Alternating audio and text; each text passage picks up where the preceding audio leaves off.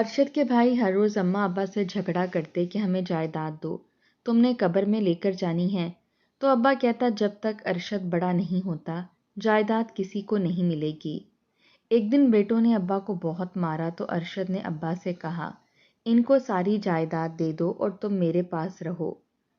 جائیداد دینے کے بعد ارشد دن بھر کام کرتا اور رات کو پڑھائی کر کے ایک بڑے ریسٹورنٹ کا مینیجر لگ گیا، اور کچھ ہی عرصے میں اس نے وہ ریسٹورنٹ خرید لیا اور وہاں وہ بوڑھے والدین کو کھانا کھلاتا اور کپڑوں پر جگہ جگہ کھانے کے داغ لگ گئے تو اوپر سے بھائی آ گئے اور بولے تم بھکاری یہاں کیا کر رہے ہو؟ فوراً ارشد نے ابا اگر یہ چھوٹا ہے تو اس میں ہمارا کیا قصور ہے، ہمیں ہمارے حصے دو اور فارغ کرو۔ ارشد اس وقت 10ویں جماعت میں تھا، لیکن خیام صاحب نے صاف انکار کر دیا۔ کہنے لگے میرے لیے میری ساری اولاد برابر ہے، میں تب تک جائیداد تقسیم نہیں کروں گا جب تک کہ ارشد بڑا نہیں ہو جاتا۔ آئے روز دونوں بڑے بیٹے ہی خیام صاحب کے ساتھ لڑنے پہنچ جاتے کہ ہمیں نہیں پتا، ہم نہیں جانتے، ہم اس کمبخت کے بڑے ہونے کا انتظار نہیں کریں گے، ہم نے اپنے بھی گھروں کو چلانا ہے، اتنی بڑی دکان ہے آپ کی، اسے بیچیں اور ہم دونوں بھائیوں کو دے دیں اور مکان میں بھی ہمارا حصہ دیں تاکہ ہم کرائے کے گھروں میں نہ رہیں۔ خیام صاحب کہنے لگے کہ جن بیویوں کے کہنے پر تم لوگوں نے گھروں سے نکلنے کا فیصلہ کیا تھا، انہی بیویوں سے کہو کہ اپنی وراثت میں سے تم لوگوں کو گھر خرید کر دیں، میں تب تک کچھ نہیں دوں گا جب تک ارشد بڑا نہیں ہو جاتا۔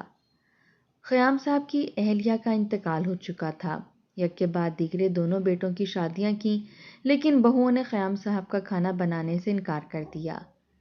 سسر کی 2 وقت کی روٹی اور دیور کا کھانا ان پر بھاری پڑنے لگا تھا۔ خیام صاحب یوں تو زیادہ نوک جھوک کے عادی نہیں تھے، لیکن کبھی کسی بہو کو بیٹی سمجھ کر کچھ کہہ دیتے تو وہ برداشت نہیں کرتی تھیں۔ آئے روز کے جھگڑے بڑھنے لگے۔ سب سے پہلے بڑے بیٹے نے کہا کہ وہ ساتھ نہیں رہے گا۔ خیام صاحب کہنے لگے کہ تم نے یہ نہیں سوچا کہ میرا اور تمہارے چھوٹے بھائی کا کیا ہوگا۔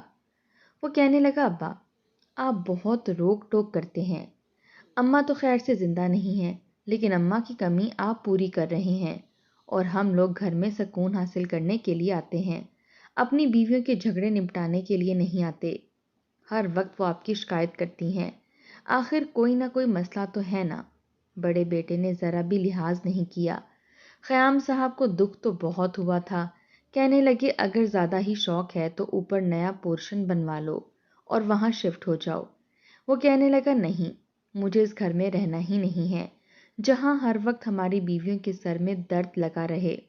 یہ سن کر خیام صاحب چپ ہو گئے۔ پہلے بڑا بیٹا گھر چھوڑ کر گیا اور چند ماہ بعد چھوٹے بیٹے نے بھی یہی کیا۔ اس بار خیام صاحب نے کوئی سوال ہی نہیں کیا تھا، کہنے لگے ٹھیک ہے تم بھی چلے جاؤ۔ دونوں بیٹے والد کے ہی جمے جمائے کام پر بیٹھے تھے۔ ساری محنت خیام صاحب نے کی تھی، اپنی ساری جوانی اپنی دکان پر خرچ کر دی، بچوں کو پڑھایا لکھایا کسی قابل بنایا، لیکن بیٹے تھے کہ باپ کو سنبھالنے کے لیے تیار ہی نہیں تھے۔ کہتے تھے کہ آپ کی عادت ہمیں سمجھ نہیں آتی۔ دونوں کی بیویاں بہت بدتمیز تھیں، سسر کا لحاظ تک نہیں کرتی تھیں، انہیں 2 وقت کی روٹی بنا کر دینی پڑتی تھی، لیکن جان بوجھ کے روٹی جلا دیتی تھیں۔ جب وہ کہتے کہ بیٹا یہ تم نے کیا کیا، ساری روٹی کالی کر دی، تو پھر منہ بنا کر اپنے شوہروں کو شکایت کرتی، کبھی جان بوجھ کر سسر کی پلیٹ میں کھانے کے اندر نمک تیز کر دیتی۔ وہ کہتے کہ یہ کھانا اتنا نمکین کیوں ہے، تو کہتی کہ آپ جھوٹ بول رہے ہیں، ہم نے تو کھانا ٹھیک بنایا ہے۔ وہ اپنے بیٹوں سے شکایت کرتے تو بیٹے ان کے سامنے کھانا کھا کر دکھاتے اور کہتے کہ بالکل ٹھیک پکا ہے، آپ پتہ نہیں کیوں ہر بات پر نقص نکالتے ہیں۔ جب خیام صاحب نے بیٹے کی پلیٹ سے کھانا کھایا تو صحیح تھا۔ وہ کہنے لگے تمہاری بیوی نے جان بوجھ کر نمک میری پلیٹ میں تیز کیا تھا۔ تو بڑا بیٹا کہنے لگا کہ وہ ایسا کیوں کرے گا، اس کی آپ سے کوئی خاص دشمنی تھوڑی ہے، آپ کو شاید عادت ہے، جب سے اماں کا انتقال ہوا ہے آپ بہت چڑچڑے ہو گئے ہیں، ہر ایک پر ایسے ہی برستے رہتے ہیں۔ خیام صاحب کا کمرہ الگ تھا اور ارشد کا الگ تھا، لیکن جب دونوں بھابیاں آئیں تو کہنے لگیں ایک کمرہ ہمیں اپنے مہمانوں کے لیے چاہیے، اس لیے ارشد کو کمرے سے نکال دیا۔ یہ دیکھ کر تو خیام صاحب نے اعتراض کیا کہ دونوں بیٹے کہنے لگے، اس نے کرنا کیا ہے کمرے کا، آپ کے ساتھ رہ لے، آپ کا کمرہ ویسے بھی گھر میں سب سے بڑا ہے۔ یہ سن کر خیام صاحب کو بہت دکھ ہوا تھا۔ انہوں نے ارشد کا سنگل بیڈ کمرے میں رکھوا لیا۔ 10ویں جماعت میں تھا جب اسے رات کو پڑھنا پڑتا تو خیام صاحب کی طبیعت خراب ہوتی، نیند خراب ہونے لگتی۔ جب وہ دیکھتا کہ باپ کی نیند خراب ہو رہی ہے لیکن پھر بھی وہ چپ ہے تو چپ چاپ کمرے سے باہر نکل جاتا، صحن میں پڑھنے لگتا، اپنے باپ کو تنگ نہیں کرتا تھا۔ رات کو روز اپنے باپ کی ٹانگیں دبا کر ہی سوتا تھا۔ نہ ہی اس نے آج تک کبھی بھابھیوں سے فرمائش کی تھی۔ ارشد کی ساری فرمائشیں تو اس کی ماں نے ہی پوری کی تھیں۔ ماں کے انتقال کے بعد تو جیسے وہ بالکل بدل گیا تھا، ورنہ سب سے چھوٹا تھا اور اپنے بھائی سے تقریباً 15 سال چھوٹا تھا، اس لیے ماں باپ نے نخرے اور ناز بھی بہت اٹھائے تھے۔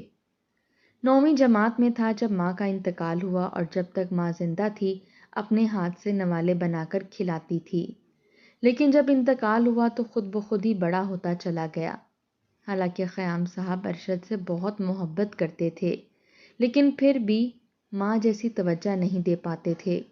ارشد اپنے باپ کا بہت خیال رکھنے لگا تھا، انہیں دوائیاں دیتا، ان کی ٹانگیں دباتا، کبھی کبھی ان کے لیے چائے بھی بنا کر دے دیتا اور اب تو ناشتہ بھی بنا کر دینے لگا تھا۔ لیکن دونوں بھابیاں آپس میں ایکا کر چکی تھیں، خیام صاحب کو اور ارشد کو بہت پریشان کرنے لگیں۔ ایک بار ارشد اسکول سے واپس آیا تو اس کی بھابھی کہنے لگی، جاؤ بازار سے سامان لے آؤ، میں نے کھانا بنانا ہے۔ اس نے کہا، بھابھی باہر بہت گرمی ہے، میں بھی تھکا ہوا آیا ہوں، اس لیے جو کچھ منگوانا ہے ایک بار بتا دو۔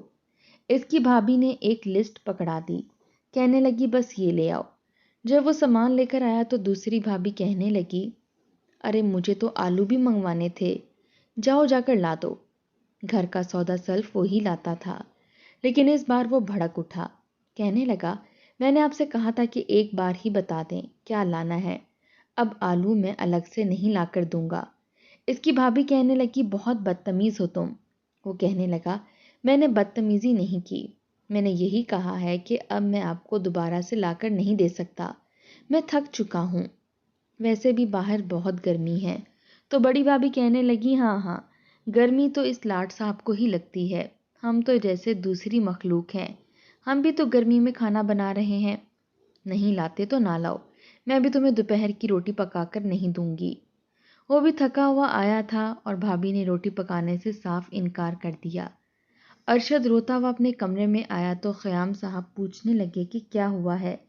اس نے ساری بات بتائی۔ خیام صاحب نے کہا کہ تم رکو، میں اسے ابھی بتاتا ہوں۔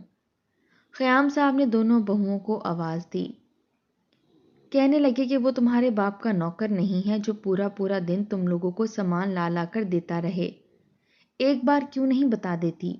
بڑی بہو کہنے لگی، تو ہم بھی اس کے باپ کے نوکر نہیں ہیں کہ اس کو کھانا پکا کر دیں، اگر سامان لا کر دیتا ہے تو ہم پر کوئی احسان نہیں کرتا، آپ نے تو ویسے ہی اسے سر چڑھا رکھا ہے، لیکن ہمارا ایسا کوئی ارادہ نہیں ہے۔ ارشد نے جب باپ کو اتنے غصے میں دیکھا تو کہنے لگا، ابا مجھے بھوک نہیں ہے، پھر اپنی بھابھیوں کے سامنے ہاتھ جوڑ کر کہنے لگا، آپ لوگ جائیں یہاں سے۔ دونوں باہر نکل گئیں۔ خیام صاحب کی طبیعت ان دنوں ٹھیک نہیں تھی، لیکن پھر بھی گرمی میں جا کر بیٹے کے لیے روٹی اور کھانا لے کر آئے۔ ارشد کہنے لگا، بابا آپ کیوں لے کر آئے ہیں، میں خود لے آتا۔ وہ کہنے لگے، نہیں تم کھانا کھاؤ۔ لیکن جب رات کو انہوں نے دونوں بیٹوں سے بات کی تو دونوں ہی لڑنے جھگڑنے لگے کہ ہماری بیویوں کو کچھ نہ کہیں، آپ نے تو ویسے بھی چھوٹے کو اپنے ہاتھ کا چھالا بنا کے رکھا ہے، ہم بھی تو گرمیوں میں جاتے ہیں اور کام کر کر کے آتے ہیں۔ خیام صاحب کہنے لگے، دکان میں نے چلائی تھی اور جمے جمائے کاروبار پر تم دونوں بیٹھ گئے، اے سی کی دکان ملی ہوئی ہے، پورا دن تم اے سی میں بیٹھ کر آتے ہو اور تم لوگوں کی بیویوں کے کمرے میں بھی اے سی لگے ہوئے ہیں، اس کے باوجود تمہارا رویہ ارشد اور میرے ساتھ ٹھیک نہیں ہے۔ وہ کہنے لگا کہ آپ کو صرف ارشد ہی نظر آتا ہے۔ انہی باتوں کی وجہ سے دونوں بیٹے گھر سے جا چکے تھے۔ خیام صاحب نے ایک ملازمہ کا انتظام کر لیا جو آتی تھی، گھر کے سارے کام بھی کرتی تھی اور ارشد اور خیام صاحب کے لیے کھانا بھی بناتی تھی۔ خیام صاحب نے اوپر کا پورشن بنوایا اور کرائے پر چڑھا دیا۔ کرایہ آتا تھا تو دونوں باپ بیٹے کا خرچہ اچھا نکل جاتا تھا، لیکن پھر دونوں بیٹوں نے ایک نیا فساد برپا کر دیا کہ ہمیں ہمارا حصہ چاہیے۔ یہ سن کر خیام صاحب کہنے لگے کہ میں حصہ تب تک نہیں دوں گا جب تک کہ ارشد کی نوکری نہیں لگ جاتی، وہ بڑا نہیں ہو جاتا۔ لیکن دونوں بھائیوں کو اس بات پر اعتراض تھا۔ وہ کہنے لگے یہ ہماری ذمہ داری نہیں ہے، بس ہمیں ہمارا حصہ چاہیے، گھر کو بھی بیچیں اور اپنی دکانوں کو بھی، تاکہ جو کچھ ہمارا ہے وہ ہمارے پاس رہے، اور ویسے بھی آپ کے بعد ہم نے ان دکانوں کو سنبھالنا ہے۔ اصولاً تو اس میں ارشد کا کوئی بھی حصہ نہیں ہے۔ یہ سن کر خیام صاحب کہنے لگے تو دکان میری ہے، میں نے ہی ساری محنت کی ہے اور اس دکان کو اس مقام پر پہنچایا ہے کہ اب بیٹھ کر تم لوگ کما کھا رہے ہو، تو اس بنیاد پر تو تم لوگوں کا بھی حصہ نہیں ہے۔ اگر ارشد کو کچھ نہیں ملے گا تو تم لوگوں کو بھی نہیں ملے گا۔ میرا بیٹا بڑا ہوگا تو وہ بھی اسی دکان پر بیٹھے گا جیسے کہ تم دونوں بیٹھے ہو۔ یہ سن کر تو دونوں بھائیوں کے ہوش اڑے تھے کہ کہیں باپ دکان ارشد کے نام ہی نہ لگا دے۔ اس لیے دونوں بھائیوں نے مشورہ کیا کہ ہمیں باپ کو ہر وقت یہی ذہنی ٹینشن میں الجھائے رکھنا ہے کہ وہ حصہ ہمیں دے، کیونکہ اگر انہوں نے سب کچھ ارشد کا نام کر دیا تو ہم تو ہاتھ ملتے رہ جائیں گے۔ اس لیے دونوں بھائی روزانہ ہی باپ کے گھر پہنچ جاتے اور ایک لمبی اور طویل بحث شروع کر دیتے کہ یہ ساری جائیداد اصولاً ہماری ہے، ارشد کی نہیں ہے، اس لیے آپ ہمیں ہمارا حصہ دیں، بلکہ دونوں دکانیں ہماری ہیں اور گھر بھی ہمارے نام کر دیں۔ یہ سن کر تو خیام صاحب کو بہت غصہ آیا۔ وہ کہنے لگے میں تم لوگوں کو کچھ بھی نہیں دوں گا، چلو نکلو یہاں سے، تم میرے بیٹے کا حق مارنے والے ہوتے کون ہو؟ یہ سننا تھا کہ دونوں بیٹوں نے کمرے کا دروازہ بند کیا اور اپنے باپ کو مارنا شروع کر دیا۔ ارشد باہر سے دروازہ پیٹنے لگا کہ کیوں تم دونوں میرے باپ کو مار رہے ہو، دروازہ کھولو، مجھے تم لوگوں سے کچھ نہیں چاہیے، پر میرے باپ کو کوئی نقصان نہیں پہنچاؤ۔ دروازہ تب کھلا تھا جب دونوں بیٹوں نے زبردستی باپ سے سائن کروائے تھے اور سائن کروا کے خوشی خوشی اپنے گھروں میں چلے گئے۔ ارشد رونے لگا، اس کا باپ بھی رو رہا تھا۔ اس نے کہا کہ بابا مجھے کچھ نہیں چاہیے، ہمارا اللہ مالک ہے، اللہ ہمارے ساتھ ہے اور دینے والی یہ ذات اللہ کی ہے، بندے کسی کو کچھ نہیں دے سکتے۔ کچھ ہی دنوں بعد گھر بھی بک گیا تھا اور دکانیں بھی۔ دونوں باپ بیٹا ایک چھوٹے سے گھر میں آ گئے جس کا کرایہ بہت کم تھا۔ ارشد نے پڑھائی بھی کی اور ساتھ ساتھ ہوم ٹیوشن پڑھانا شروع کر دیا۔ چھوٹے بچوں کو ہوم ٹیوشن پڑھانے جاتا تھا اور جو فیس آتی تھی اس سے اپنے اسکول کے اخراجات بھی پورے کرنے لگا اور اپنے باپ کو بھی کھانا کھلاتا تھا۔ باپ سے یہ صدمہ برداشت نہیں ہوا تھا کہ اتنے بڑے گھر سے اتنے چھوٹے سے گھر میں آ چکا تھا، اس لیے اب ان سے کام نہیں ہوتا تھا۔ ارشد نے دن رات ایک کیے اپنی تعلیم مکمل کی اور اپنے باپ کو بھی سنبھالتا رہا تھا۔ اب وہ کالج میں آ گیا تھا۔ کالج میں آنے کے بعد اس نے کالج ریگولر جانا چھوڑ دیا۔ دن بھر وہ ایک ریسٹورنٹ میں کام کرتا، رات 8 بجے فارغ ہوتا تو اپنی کتابیں لے کر بیٹھ جاتا، آتے ہوئے ریسٹورنٹ کا بچا ہوا کھانا بھی لے آتا تھا۔ دونوں باپ بیٹا کھا لیتے، لیکن خیام صاحب کو بہت تکلیف ہوتی تھی۔ اتنی کم عمری میں بیٹے نے باپ کو سنبھال رکھا تھا اور جن بیٹوں کی خاطر انہوں نے اپنی نیندیں حرام کی تھیں ان بیٹوں نے تو باپ کی پرواہ تک نہیں کی۔ یہ دیکھ کر خیام صاحب کبھی کبھی دل برداشتہ ہوتے، رونے لگتے، کہتے کہ بیٹا میں نے تمہیں تھکا کے رکھ دیا ہے۔ وہ کہنے لگا نہیں بابا میں نہیں تھکا۔ وہ ریسٹورنٹ میں کام کرنے لگا، ساتھ ساتھ پڑھتا بھی تھا۔ جب اس کے پیپر ہونے والے تھے تو اس نے بس اتنی ہی چھٹی لی تھی۔ 11ویں 12ویں میں اس نے ٹاپ کیا تھا، آگے یونیورسٹی میں پڑھنے لگا۔ ہوٹل کے مالک نے جب یہ دیکھا کہ ارشد بہت ایمانداری سے کام کرتا ہے تو اس نے ارشد سے کہا کہ تم میرے مینیجر بن جاؤ، کیونکہ میرا مینیجر پیسوں کی ہیرا پھیری کرتا ہے اور میں اس سے بہت تنگ ہوں۔ ارشد نے حامی بھر لی۔ اب وہ ویٹر کی نوکری کی بجائے مینیجر کی کرسی پر بیٹھ گیا تھا اور اس کا سیٹ بہت خوش تھا کیونکہ اس کے پیسوں کی ہیر پھیر ختم ہو چکی تھی۔ ایک ایک پائی ارشد کتاب میں لکھتا تھا۔ ہوٹل کی پوری مینجمنٹ بھی اسی کے حصے میں آ چکی تھی۔ یوں سمجھ لیں کہ ہوٹل وہی چلا رہا تھا، اس کا مالک صرف بیٹھ کر کھاتا تھا۔ پھر اسے احساس ہوا کہ ارشد اتنی محنت کر رہا ہے، ساتھ ساتھ پڑھ بھی رہا ہے۔ اس نے کہا کہ تم میرے ساتھ پارٹنرشپ کر لو، محنت تمہاری جو تم پہلے سے کر رہے ہو، اور پیسہ میرا۔ ارشد نے حامی بھر لی۔ اب لاکھوں روپے ارشد کے پاس آنے لگے۔ اس نے ایک فلیٹ خریدا، لیکن قیام صاحب پہلے سے زیادہ بوڑھے ہو چکے تھے۔ اب تو چلنا پھرنا بھی مشکل لگتا تھا۔ سٹک کی مدد سے چلتے پھرتے تھے، لیکن بیٹے کی کامیابی پر اسے ڈھیروں دعائیں دیتے۔ نہ تو اس نے بھائیوں سے کچھ مانگا تھا، نہ اپنا حصہ مانگا تھا۔ باپ کی دعاؤں کا صرف وہ حقدار تھا۔ ایک بار وہ قیام صاحب کو اپنے ساتھ ہوٹل لے کے گیا اور کہنے لگا، بابا آپ یہاں بیٹھ کر کھانا کھائیں۔ کئی قسم کے کھانے اس نے اپنے باپ کے سامنے رکھ دیے تھے۔ اتفاق تھا کہ اس کے دونوں بھائی بھی اپنی فیملی کے ساتھ وہاں کھانا کھانے کے لیے آئے۔ تبھی ان کی نظر ایک بوڑھے شخص پر پڑی۔ باپ بہت زیادہ بوڑھا ہو چکا تھا، اس لیے دونوں بیٹوں نے ٹھیک سے پہچانا نہیں تھا۔ قیام صاحب کے تو اب ہاتھ بھی کپ کپانے لگے تھے، کیونکہ ارشد بھی کافی بڑا ہو گیا تھا، پڑھائی مکمل کر چکا تھا۔ اب اس کی ساری توجہ اسی ہوٹل کی طرف تھی۔ کھانا کھاتے ہوئے قیام صاحب کے ہاتھ کپ کپانے لگے تو کھانا آدھا کپڑوں پر گر جاتا، آدھا منہ میں چلا جاتا۔ یہ دیکھ کر دونوں بیٹے مذاق اڑانے لگے۔ وہ دیکھو، بوڑھے کو کھانے کی تمیز تک نہیں ہے، اور آ گیا اتنے مہنگے ہوٹل میں کھانا کھانے کے لیے۔